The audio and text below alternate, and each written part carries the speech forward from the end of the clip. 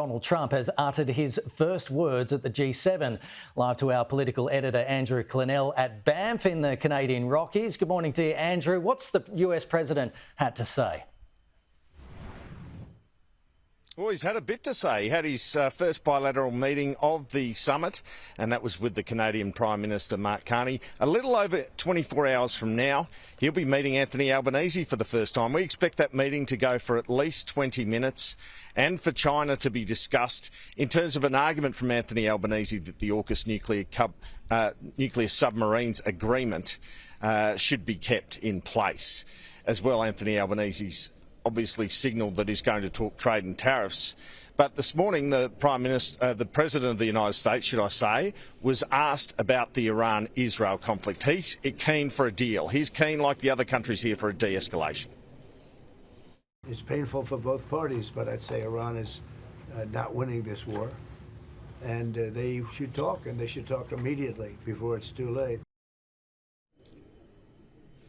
And President Trump said it was a mistake to kick Russia out of what was then the G8 and is now the G7, but it was too late to invite them back in. But he said that could have been critical in ending or even preventing the war in Ukraine.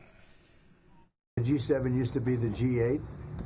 Barack Obama and a person named Trudeau didn't want to have Russia in. And I would say that was a mistake, because I think you wouldn't have a war right now if you had Russia in. And you wouldn't have a war right now if Trump were president 4 years ago. And on tariffs, perhaps not good news for our Prime Minister. Donald Trump saying that he's sticking with that policy when he's having his discussion with Mark Carney. I'm a tariff person. I've always been a tariff. It's simple, it's easy, it's precise, and it just goes very quickly.